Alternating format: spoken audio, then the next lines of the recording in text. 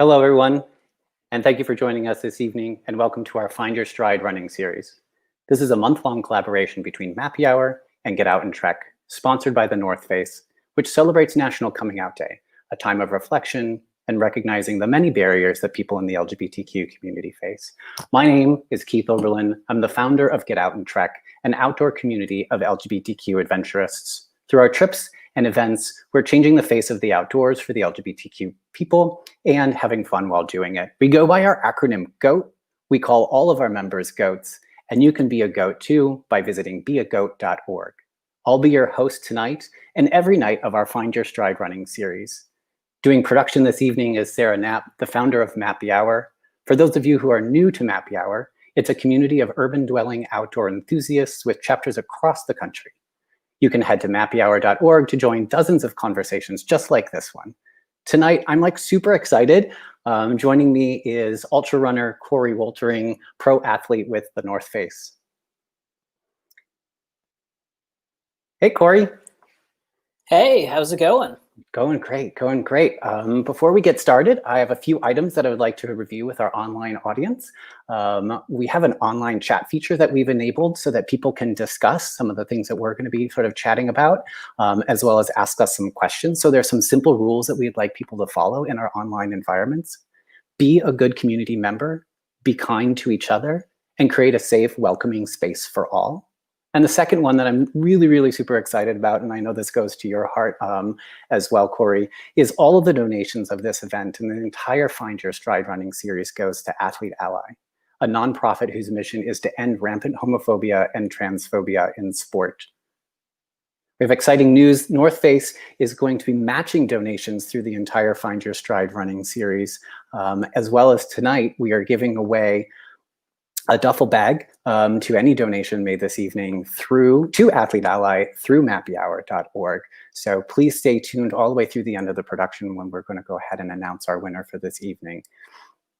So I want to just jump into it. Coree, you have put on more miles than I think most people put on their cars in a single year.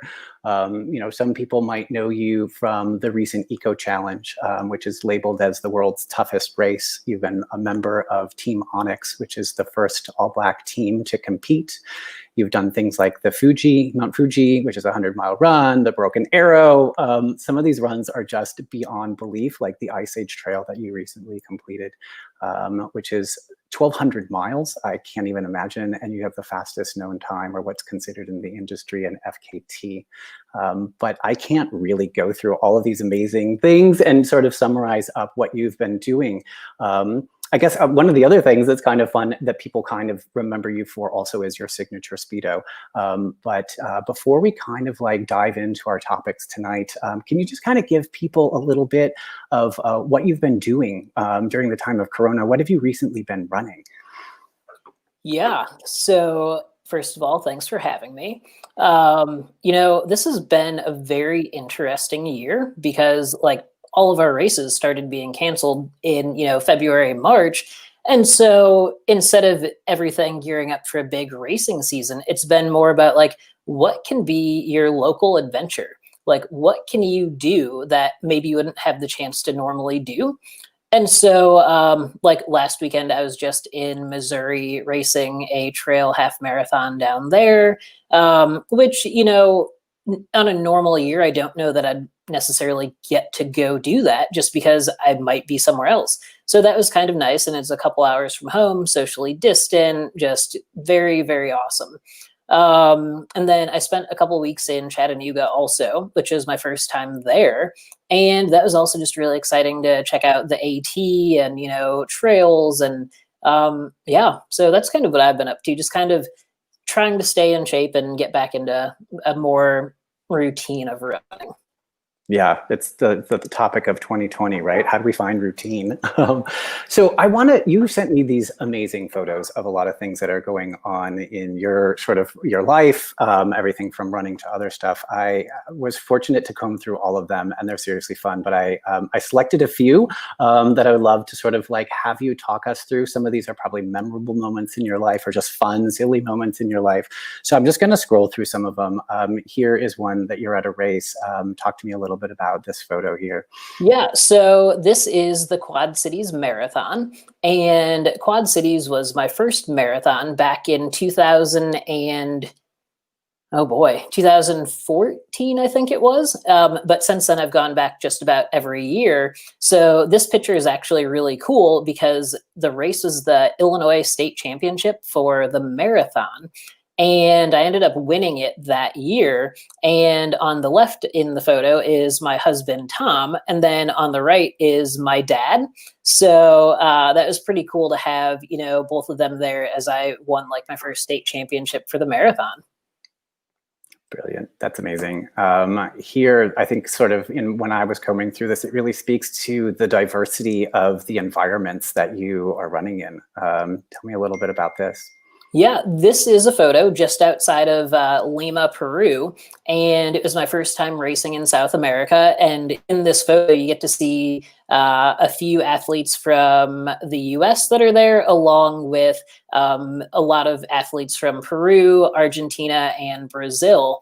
And so that's just, and Colombia, actually. And so that's just a really cool photo, like showing off our team and, you know, how running just kind of brings everybody together. Brilliant. This one just blows my mind. I think this really talks about nature and some of the things that ultra runners experience that probably not the average runner sort of experience. We tend to be sort of fair weather type people. You're running in snow. Yeah, so that is Broken Arrow Sky Race, the vertical kilometer. So a vertical kilometer is basically a race that has over 3,000 feet of elevation gain, and I believe it has to be in under 5 miles. So this is like a 3-mile race with 3,200 feet of elevation gain. And as you can see, this is like June 20th, and the course is still just completely snow covered.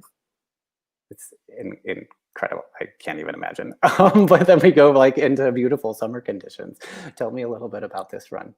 Yeah, this is Western States 100, and it's really funny because the photo that we just saw, being, you know, super snow covered, this is just on the other side of the mountain of that, and this is a year earlier, I guess. But either way, it shows how quickly nature can just like dry out in certain times of the year. So like that's June 26th or something, whereas the photo before was a year earlier, but only 6 days earlier.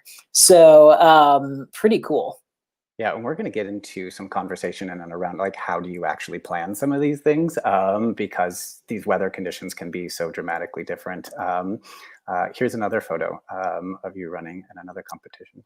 Oh yeah, Superior 100 in Minnesota. That is just one of the hardest races in the Midwest. It's 106 miles with 26,000 feet of elevation gain, and it's such an interesting race because there aren't any major climbs or any major descents compared to stuff out west. But yet it's just up and down all day long. There's a lot of rocks and roots and mud, but it's so beautiful. So this is the most famous picture, I think, or one of the most famous pictures that you tend to get out there. This is you in your running Speedo. Tell us a little about the running Speedo and this sort of what you've become known for. Yeah, so people love the Speedo, and I'm happy they do because it's super funny. The first time I ever wore a Speedo in a race was back at a 50K in like 2015, 2016, down in Florida, and I forgot my running shorts. So I woke up on race morning like, what am I supposed to do? People are like, just run in your Speedo. They're like, it's South Florida, it's fine, nobody cares. So I ran in a Speedo, and then I ended up winning the race. And it just went viral on social media. So at the next race, everyone's like, well, you're going to race in a Speedo, right? And so that's just kind of what it's become. And so now I just try to find, you know, a really fun Speedo to race in. And, you know, it's just one of those things that it makes people happy when you're out on the trail and just they come up on you and you're like, oh, like, hey, there's a dude walking around in a Speedo. That's awesome. I love it. And I think it's sort of one of the signatures that people remember you about is sort of the positivity on the attitude, you know, on the trail and in just sort of competition generally to, you know, we have to take ourselves seriously in a lot of different times and places, and this is just a great way to bring levity, into competition and stuff like that. It's brilliant. Not everything is about running, right? You have a background, and I would love to sort of, kind of pop through what sort of feels like, family photos, a few of them, just to give people a little bit of a flavor of like, some of the different things that you've been involved in your life. So here's a few photos from your past, if you could speak to a little bit of them. Yeah, I started out playing soccer. Well, actually, I started out playing baseball, but soccer was one of the sports that I really loved. My uncle is into soccer, and so I also loved it. And then I also got into tumbling back in late junior high, early high school, and so I tried out for cheerleading and made the squad just because I could tumble. And so that was fun, and just something different. And so I actually gave up swimming after swimming for like 4 or 5 years to cheer for the final year or so of high school. Here's some more of you running. Cross country, track and field. I've been running since junior high, and so there are just so many photos of me out there running. I appreciate it. These were my sports when I was in middle school and high school, was track and cross country. And I also grew up in the Midwest, so I know what cross country was like. Running in the Midwest, it's quite cold.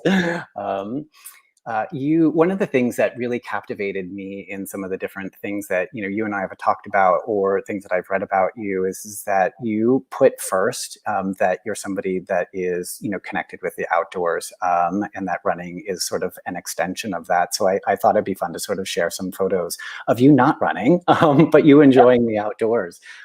So quickly tell me a little bit about these. Yeah, so the top left photo is in Fiji after Eco Challenge last year. And Chris, my teammate, and then there are just 2 other people that were on this, 4-wheeling tour that we went on. And basically you got to go into smaller villages in Fiji and do like the traditional kava ceremony, and you got to have traditional food cooked by a Fijian villager, and really got to just relax and kind of like see what everyday life is for someone that lives in that village. Because during the race you still got to see some of that, but you're still racing and you're so tired that you don't necessarily get to soak it all in. And then the bottom right photo is back when I used to live in Leadville, Colorado. And that's actually part of the Leadville 100 course that is just so beautiful that, it's just hard not to like it.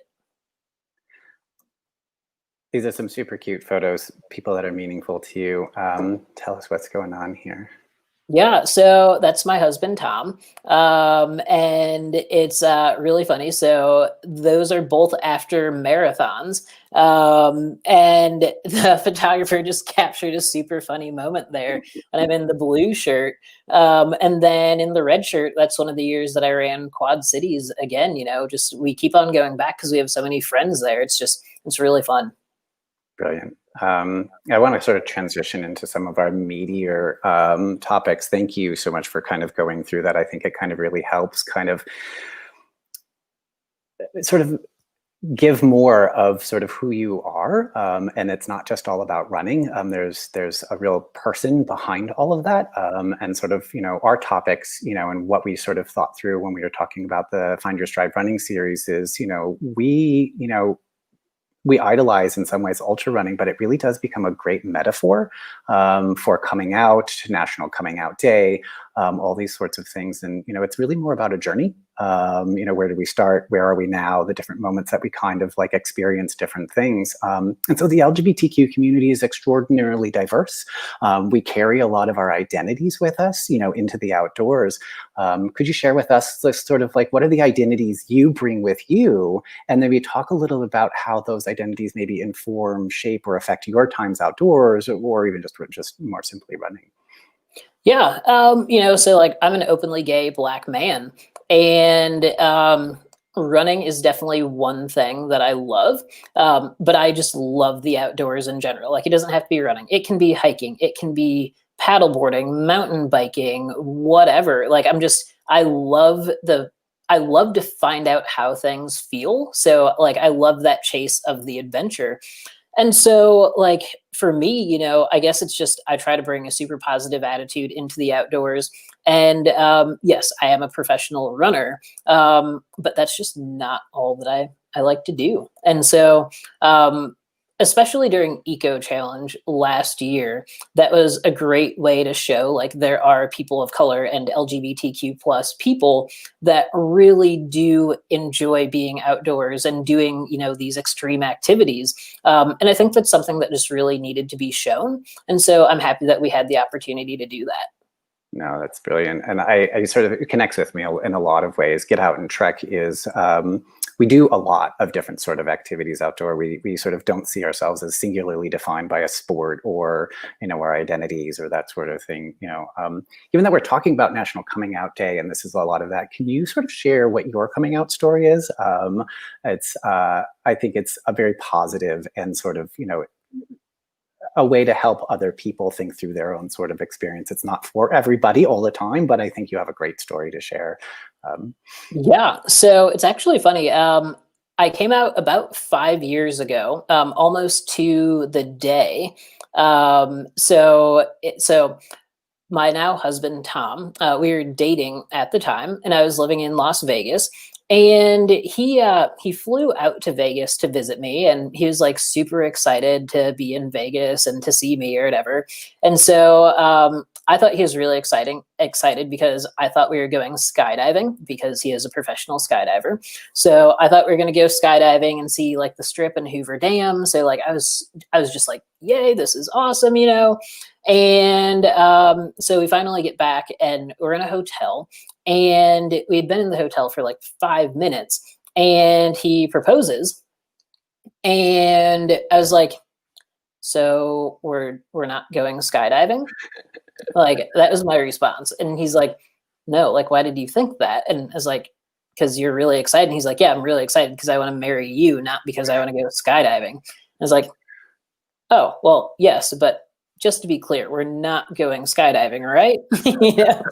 So that was interesting because we had been dating for a while at that point, but I still was not out. And so at that point, I realized like, oh, like now we're going to have to figure this out. Like I'm going to have to come out at some time because there's going to be a wedding. So now there's a bunch of other things going on.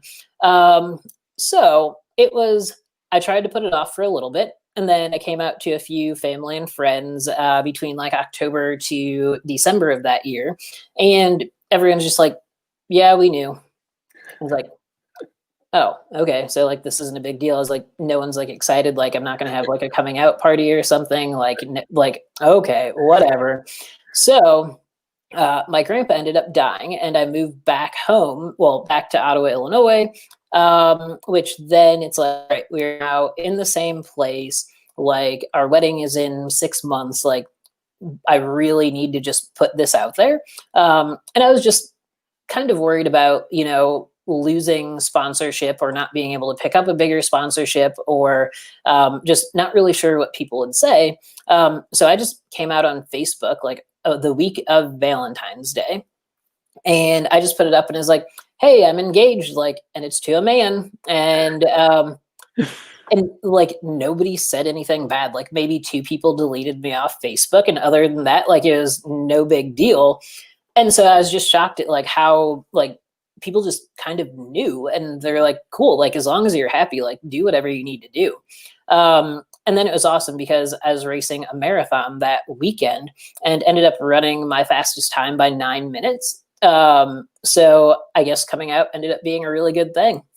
That's brilliant. No, I mean, I love the positive stories. I think there's lots of challenges that people have, but being part of a community that is so accepting.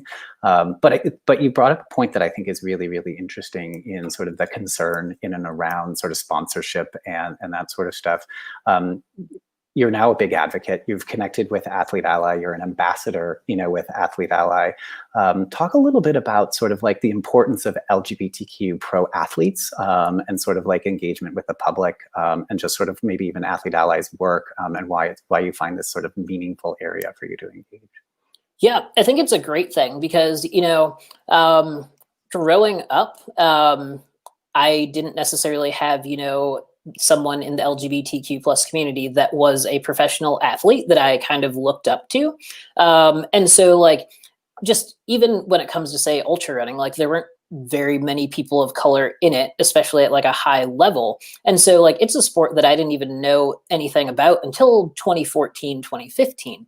And so, personally for me, like, it's been my goal to just be that role model of, LGBTQ plus and a person of color, that hopefully there's some kid out there that looks up and, especially after Eco Challenge, where they're like, oh, like, I never even thought this is something I could do, but now I think I can do it. Because, like, that's just how we, evolve the world and continue forward progress. Is you have to inspire that younger generation, but the same thing, like, also with just older people too, like, everything, like, it's, as long as there's more diversity, I'm all for it. And I just think it's extremely important because, like, it just, it just makes the world better. It's interesting, I think, as not only in running something like Get Out and Trek, but I think sort of what I'm hearing from you as a pro athlete, there's sort of two sides of the conversation that we're having. We're speaking to the broader population about us and our experiences and trying to create meaningful engagements with the broader community, but we have a lot of work and engagement with inside our own community to sort of engage. I'm curious, what what message do you have ultimately to aspiring LGBTQ plus athletes? What essentially, what would you like to have heard? Outside of just having the visibility, is there any sort of like thing that you would tell your former self or the person that's aspiring as an athlete? Yeah, like, I think I would have told myself to come out earlier, only because, like, you know, especially in something like ultra running, the community has been very open and accepting, and so because of that, it has been a very good and positive experience for me. And so, like, that is one thing I kind of wish I would have done earlier. But hey, it's a journey for everyone, and do it when it's right for you. Um, you know, Overall, like, I would just say that if you're living in a place where it is safe for you to come out, then don't be afraid to. There is a very large community out there that will support you in it. And if you're maybe not living in a place where it's so safe to come out, then you can still reach out to someone so that you don't feel so alone. That's brilliant, and I appreciate that because we all are kind of on our journey and where we're going, and it's nice to have people that as our sounding board or people to look up to, seek guidance, and that. So I think that's just such a great message that we need to be hearing today. I want to pivot a little bit. We are talking about ultra running, and we are talking about it as a metaphor for sort of, tackling some of the challenges that we have in our life. Can you define for us, for me, even, I mean, I know generally ultra running is, but, define what the sport is. It's so mystifying to so many people and such a mystery about what it winds up is. So what is ultra running and what does it mean to you? Yeah. So ultra running is basically anything that is over the traditional marathon distance. So a marathon would be 26.2 miles and then, or 42.2 kilometers. And then after that, everything is technically an ultra marathon. So I believe the first, like, actually recognized distance that would be considered an ultra is 50 kilometers or 31 miles. And, it could be on road, it could be on trail, it could be on a track. But I mean, ultra marathons can basically go from like 50K to, like, there are races like the Tahoe 240, which is 240 miles. There are races out there that are 300 and 500 miles. And so, yeah, but 50 is definitely a great place to start if you're looking to get into an ultra. I am blown away of just the distances. I have done some triathlons. I'll even do a half marathon here or there, more when I was younger. But how does one actually sort of grapple with an ultra run? How do you get started? How did you find ultra running itself? It seems the marathon itself seems Herculean to sort of take on and think about. Yeah, so I was a high-level triathlete for a few years after college, and then I moved to Boulder, Colorado for a little bit, and thought that I was going to become a professional triathlete. And basically, I started hanging out with a bunch of trail runners when I was in Boulder. And one of them was like, "Hey, I need a pacer for the Leadville 100." And I was just like, "I don't even know what the Leadville 100 is. Like, what's a pacer? Like, what are you talking about?" And he's like, "Oh, this is super simple. Like, you'll come with us, and then you'll see me at aid stations. But then when I get to 50 miles, you're going to run the next 12 miles with me, and you'll be my pacer."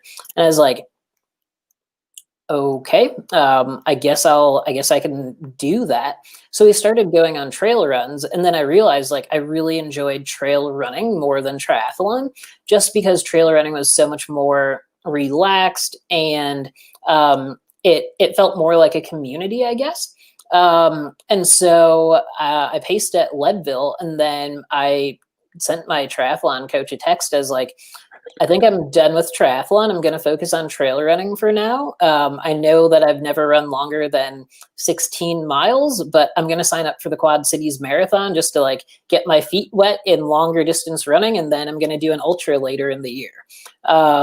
And so that's just kind of how it went, and it was super funny because my first marathon was an awesome experience, and I did well. And then my first ultra was also a great experience, and so that's just when I knew that I really was into it. I can't even imagine, quite honestly. These runs are huge and they're epic, and it's not like an average person that's looking to do a 3K. Talk to me about like what training looks like for these types of things. These are huge. I want to ask another question in around planning and how do you plan one of these things. Let's first talk about training and what training ultimately looks like to be able to prepare for something that's 100 miles, or even something like the Ice Age trail that you were on. That's 1,200 miles is multi-day sort of a run. Yeah, so for something like 100 miles, like I wouldn't say start with 100 miles for your first ultra. Definitely start with a 50K. Like I think it'll be way more enjoyable for everybody, especially if you trained for a marathon.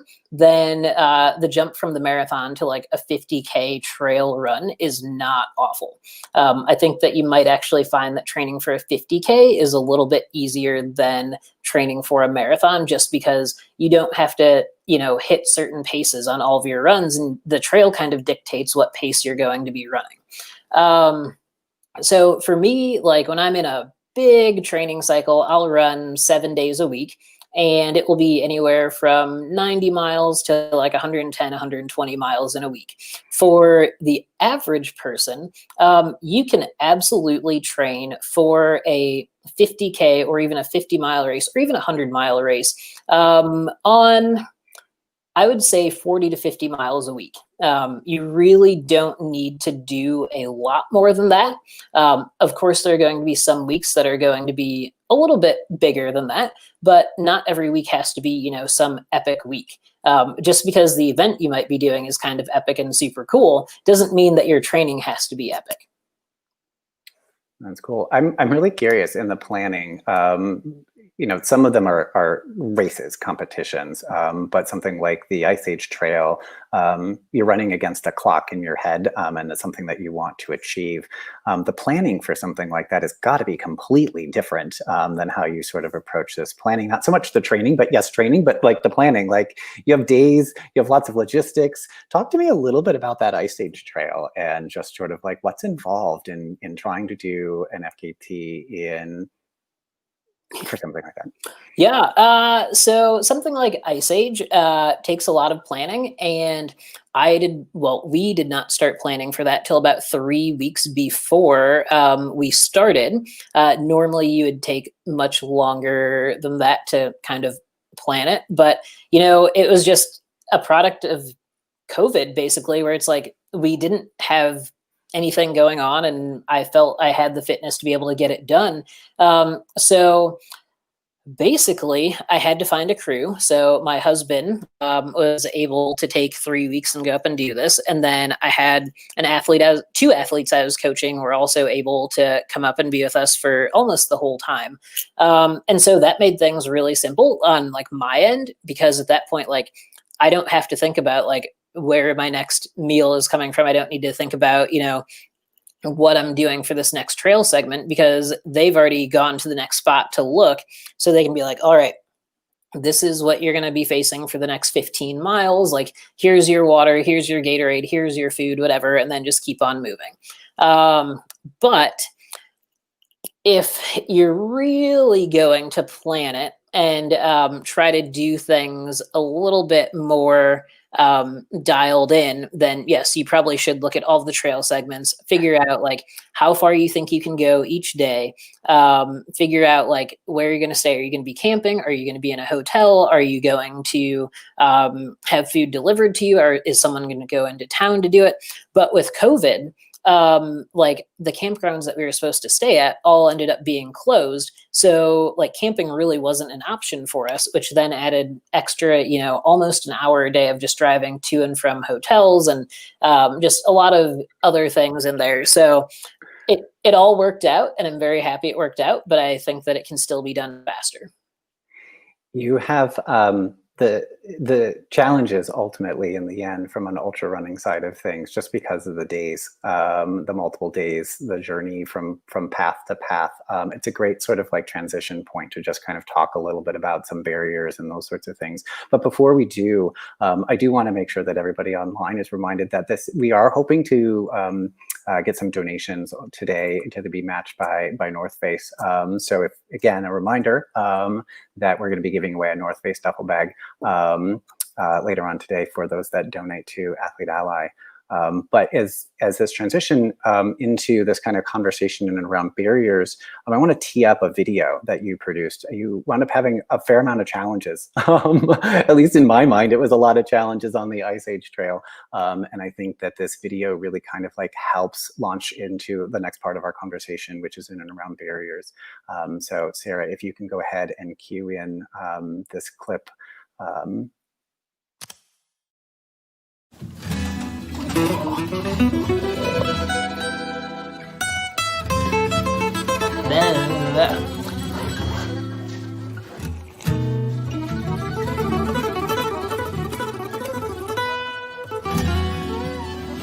My parents are not runners. My grandparents were not runners. I just kind of realized I was decent at it from a young age. I did my first trail race in 2014. Moved up to 100 miles in 2016. The next thing you know, I'm taking on the Ice Age Trail. The Ice Age Trail is 1,147 miles, and it is only in the state of Wisconsin. Most people will plan a couple of years for this and section hike it. I threw this together in 3 weeks, and I decided I wanted to go for the fastest known time.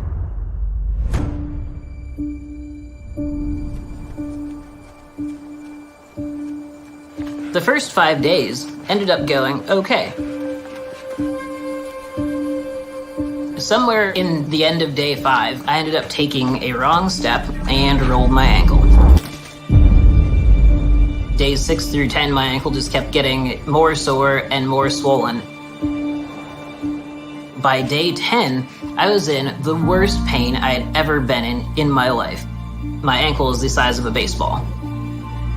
It starts to kind of cast a little bit of doubt on, is the record going to happen, or can I even finish this?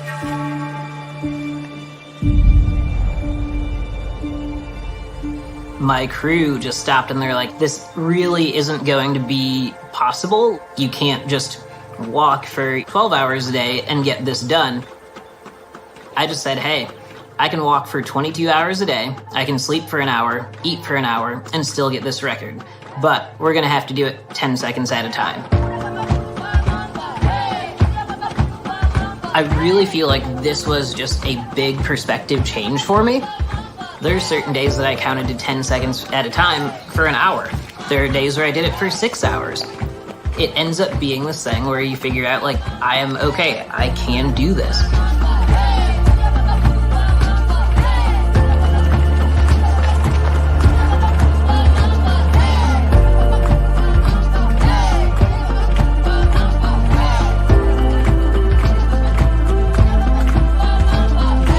You can use this for so many things. It doesn't just apply for running, it's life. I'm still realizing on a day-to-day basis that life can be handled 10 seconds at a time. It made me realize, hey, you are stronger than you think you are. Whether that's a 100-mile race or just focusing on something for 10 seconds at a time, go out and just be great at it.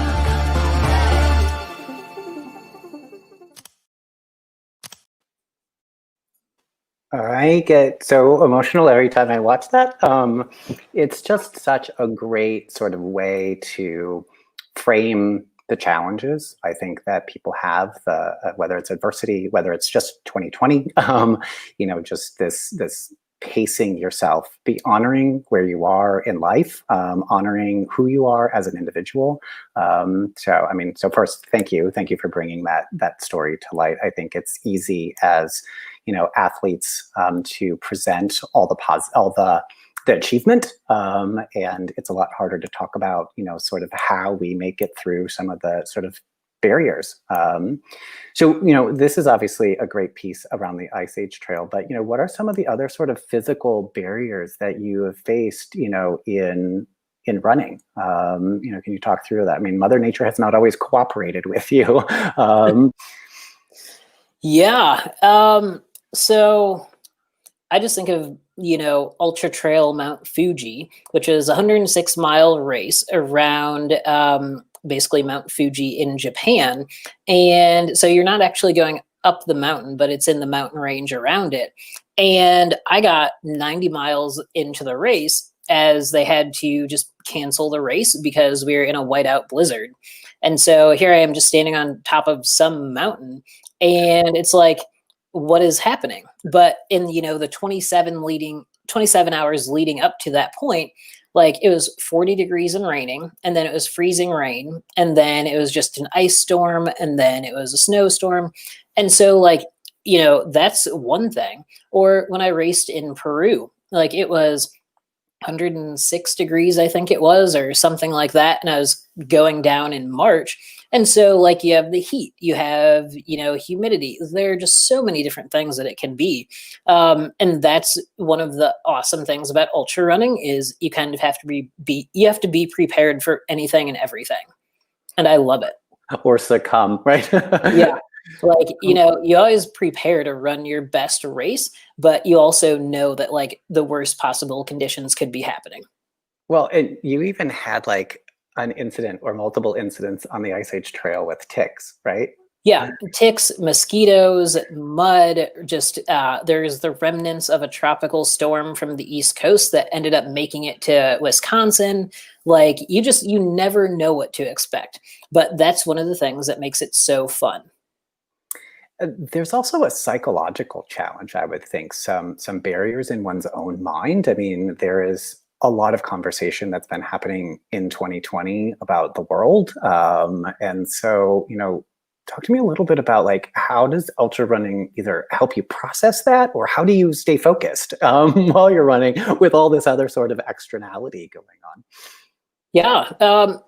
Running, especially ultra running, is just a great way to kind of get out in nature and not necessarily have to think about all the problems of the world. At the moment, which during Ice Age, I can't say that it was necessarily the same thing because the George Floyd incident was, 2 or 3 days before I started the Ice Age Trail.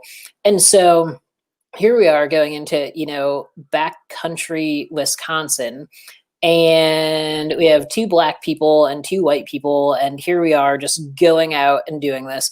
And it's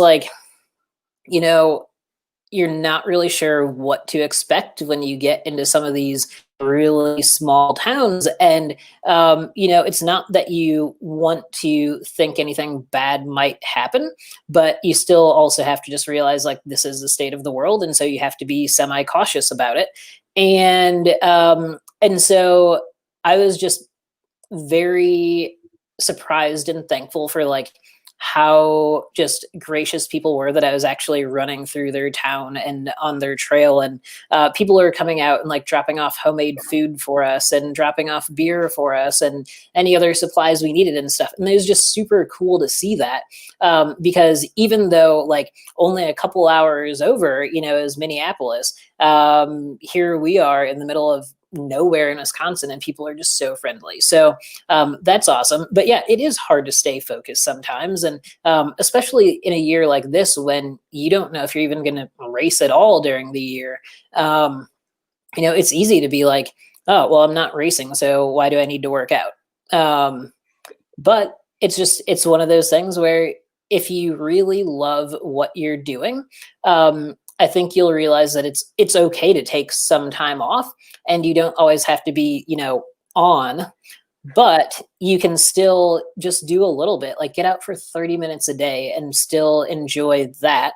And then when the time is right, you'll come back. I think that's a great sort of like way of thinking about motivation.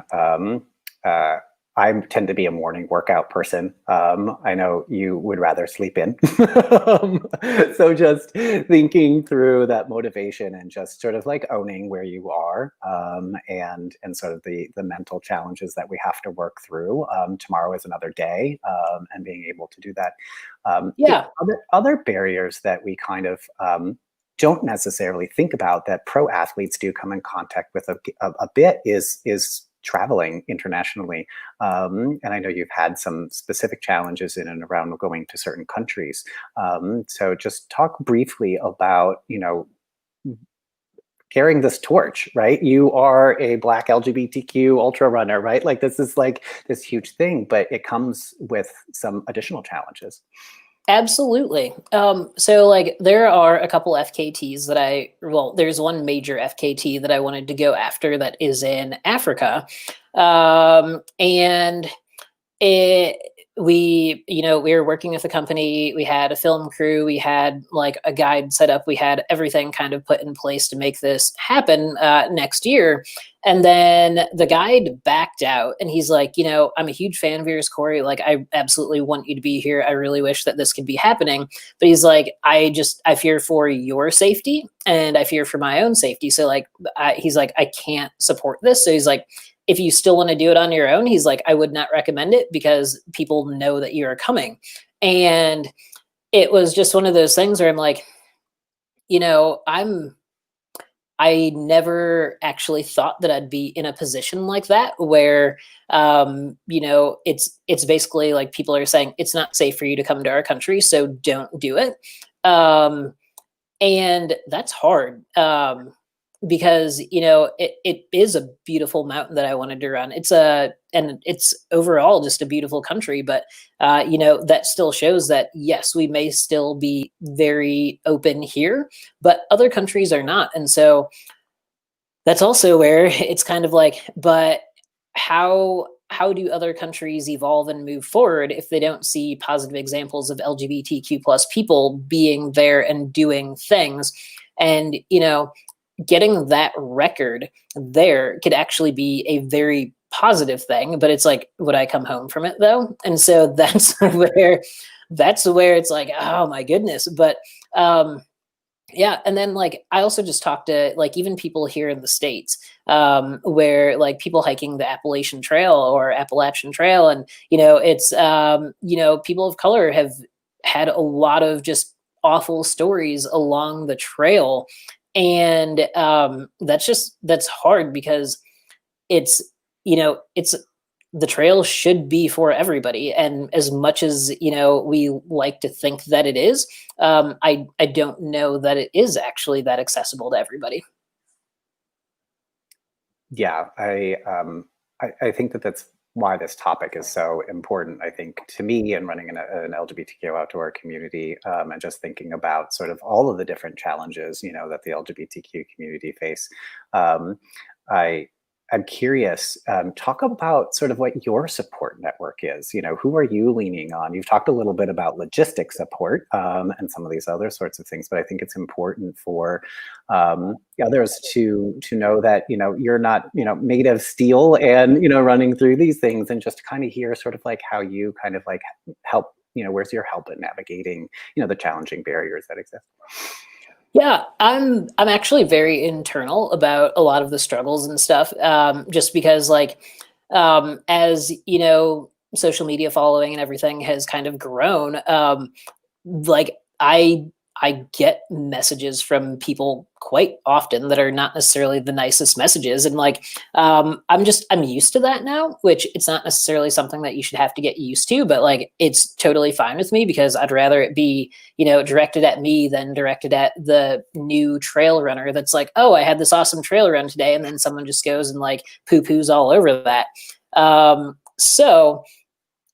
For me, like, I just have a very good group of friends that I run with every once in a while. I mean, it's not a huge group, but like it's a big enough group that I can just kind of, bounce ideas off of them. And like, even if I am having a super low moment, then, I know that I can always send that text or, send a phone call, and it's all good. And then my husband is also super supportive of trail running and, some of these crazy ideas, even though he definitely worries a lot more about some of the ideas than I do. But that's like, I guess I've just grown up being the kid that didn't necessarily play the victim or worry about, being different, because like, I always knew that I could kind of be good at whatever I put my mind to. And so it's just, that's what I do. I just put my head down and move forward. And like, if people don't like me, then I'm totally fine with that. And so, but I mean, that's the attitude you kind of have to have if you're going to be someone that's a public figure. Yeah, no, and I think that's great. And I really appreciate you making yourself available to others as well. I even saw that on National Coming Out Day, your post, and just sort of inviting, a safe space and that sort of stuff. And kind of along those sorts of notes, I do want to bring Sarah into our conversation. People have been asking some questions online. It'd be great to be able to hear what some of those questions are. This is a safe space to be able to have conversation and be able to get to know you a little bit more and answer some of these questions that the audience might have. Yeah. Hi, Sarah. Hi, and I did want to give a shout to everyone. Please ask your questions. You're still welcome to right now. So just get in the chat and let us know what you want to ask Coree. So first question, are you going back to the Eco Challenge for another year? We put our application in for Eco Challenge Patagonia, so hopefully we will be there. Okay, great. And then we have a few love you Corees, love from Ottawa. Yay! Yeah. All right. So what is the biggest trail run you have planned in the future? Oh my goodness. So I have a overall plan of just kind of what I would like to do over the next, say, 10 years. And I have 3-ish big things next year. I will tell you 2 of them. And so one of them is Arrowhead 135, which is a 135-mile race in Minnesota in January.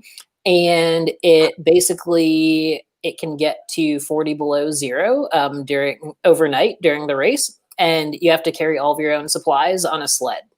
So that is one thing that I'm hoping to do.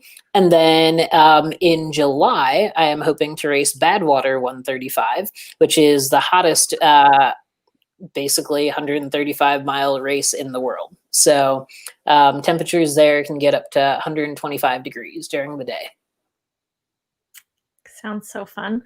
I'm gonna say, if I have no words, that's because I actually don't.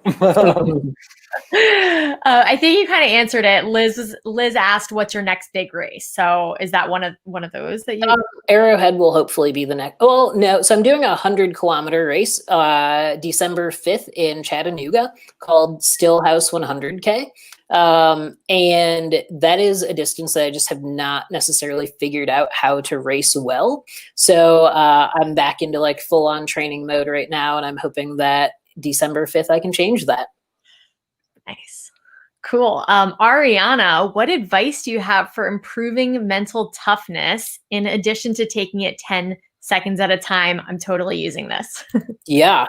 Honestly, it's just one of those things that by going out and doing these hard events, I've kind of built that up over time. Because like when I first started trail running, I would say that I was mentally tough, but like, even though I was mentally tough, I don't know that I was like physically tough enough to handle like what all of it may have been. So like 10 seconds at a time, make extremely small goals. Like if you're trying to run, say, your first 5K race, like it literally comes down to making it from telephone pole to telephone pole. And so if you can just make it into these super small attainable goals, all of a sudden they add up to a bunch of bigger, it becomes, it's your 5K. And then from there you can go to your 10K or half marathon or whatever. But it doesn't even have to be just running. That's like life and work and whatever, like answer these 5 emails, then take a sip of your coffee. Like just super small goals make the overall thing way more attainable. Yeah. Yeah, there's a quote that's like, to eat the elephant, you have to take a bite. It's one bite at, I don't know. Yeah. Okay, so we have a few people telling you they love you and hello. So Hi. sorry, I'm just trying to sort through to find a question. Karen, I think, asks, curious about competitive running and what advice do you have for people that are competitive runners that are juggling the various different commitments, everything from training to competitions, but also either having sponsorship or looking for sponsorship? How do you stay true to yourself, true to what you're trying to do, but also knowing that all of these different things are competing for your attention? Yeah, that is a very good and tough question, especially after like the Ice Age Trail and Eco Challenge, when like social media just took off and like everybody wants a piece of you. And you have to set boundaries of like, all right, like I will answer emails, texts, whatever from this time in the morning until this time at night, but I will not answer them outside of that. When it comes to, say, social media, like I don't post on social media just to post every day to try to stay relevant. Like I'm only going to post if it's something that I feel is something that I feel strongly about, or there's something that I can say that's going to be, positive contribution to whatever. And so because of that, like every once in a while people are like, oh, like I wish you'd post more, but I'm like, cool, but like I don't need to, I don't want to, because that's just not who I am, and that's not who I've been since, like, you can see my first Instagram post back in like 2014, and I still just was posting only when I felt like it. So like that's one way to do it. The other thing is like just surround yourself with friends that will always keep you in check. So like if for whatever reason like you're falling off the deep end or whatever, then like have someone that's like, hey dude, like what's going on? Like, and that's awesome. And so like there will be times when it's like, oh, like I just don't feel like running, and people are like, why don't you feel like running? Oh, well, I don't feel like running because I've done 6 podcasts today, and and like that's why. So like just make sure you have kind of that balance. And then another thing, I have a bowl of ice cream every night, and so that's like my big thing. Yes, like make it through the day, accomplish the things you want to do, and have that bowl of ice cream. But if you don't make, every single goal of the day, you still made some, so you should still have that ice cream. I like that. All right. So in the spirit of respecting boundaries and time, since we're almost at the hour, let's do one more question. And I just wanted to remind everyone that you can still donate to Athlete Ally. And after Coree answers this last question, we'll pull a winner to win the duffel bag. But you do have a few more minutes. Yeah. Okay, Coree, we have a serious one and a light one. Cool. Which question do you want? Let's do both. Let's do both. Okay, so let's do the more serious one first. How do you stay positive when you experience a big disappointment like the weather in Japan? Oof. Japan was rough. I did not handle Japan well because not only was the race canceled, as here I am at, mile 90 of a 106-mile race, but I had also just switched coaches. And so I was hoping to have a good race under my new coach. And it just everything seemed like it was kind of falling apart. And so basically I left the place we were staying at in the smaller village. Well, my crew took me there and then, showered everything, but then took me back to Tokyo. And they're like, you should just go out and have fun. And it's like, cool. I think I can do that. I'm pretty good at having fun at times. So no big deal. And my coach just sent me a text and he's like, cool, you get 48 hours. You can go have fun. He's like, go out, try all the Japanese whiskey, go drink the beer, go whatever. And then we're going to start training again. And for me, unfortunately, that 48 hours turned into a week of trying all the Japanese whiskey. And it wasn't a bad thing, though. It ended up being great because when I got back to the States, I was super motivated to train. And so sometimes, it's you have to just let your hair down, let loose and, go do that. But normally my rule after a very big disappointment is you have 24 hours that you can be disappointed about it. And then you have to move on. And so it doesn't matter, whether it is the weather or you just did something wrong during the race or what, you have 24 hours and then you just can't think about it. You have to let it go. And so the Frozen theme song or whatever, let it go, just let it go. And so that's what I do. And there's a great quote where it's you can't race your next marathon until you forget about your last one. And that's exactly how I approach all ultras. But in super hard moments during races, I pull from those moments of, disappointment or this was a very character building moment to keep me moving forward. All right. So the last one's a little lighter. Yay! Yeah. We have a few people saying yes to self-care ice cream. All right, last question. What's your favorite ice cream flavor? Oh, well, so I'm super boring when it comes to this. Just regular vanilla. I love vanilla ice cream. However, after a very a good race or a great workout, so I always have 3 or 4 flavors of ice cream in the freezer. So don't let me fool you on that. So I love strawberry, absolutely love strawberry. But then there's this new salted caramel one or whatever that I just cannot stop eating. And so luckily I've been having really good workouts for the last couple of weeks, so I can eat more of it. Amazing. Cool. Well, thank you so much, Coree, for coming and sharing and being part of this tonight. Absolutely. Thanks for having me. All right. So I'm going to take Coree out of the stream. Bye, Coree. Hi, Coree. Thank you so much. And Keith, I'm going to pull someone to win. Does that sound good? And do you want to? Okay. All right. So do you want to do the drum roll? Drum roll, please. All right. So the winner, I'm picking randomly. The winner tonight of the North Face Base Camp duffel bag is going to be Sean Trulby. So if you are Sean, please email Sarah with an H at outdoorfest.com with your address so that we can get a duffel bag out to you.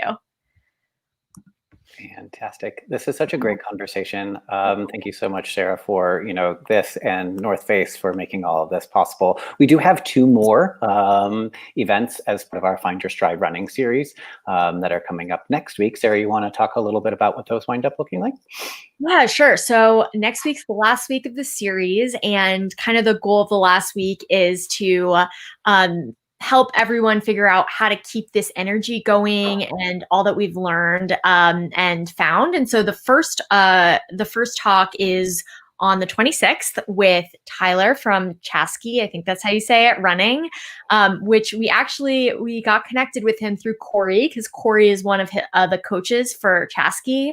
And so Tyler's going to be coming on and just talking about community, and obviously like Happy Hour, Get Out and Trek, that's like what we're all about. So that's going to be a really fun one where we just talk about like the support systems that we have and use for running, for life, for whatever it may be. And then on the 27th, we have the team from Vert Run joining us from around the world. Actually, I think we have someone calling in from Switzerland and someone calling in from Chile. Like, it's going to be a very international event, and that is why it is at 1 p.m. So lunch break, Happy Hour live. That one is going to be about training and figuring out how to train, and doing that even when you might live in the middle of a city. And I'm really excited because Vert is going to be sharing a training plan with all of us. So everyone will kind of have something to take with them as you continue running. So, well, thank you everyone for joining us tonight. We look forward to seeing you on our other 2 Find Your Stride running series. Have a wonderful evening. bye.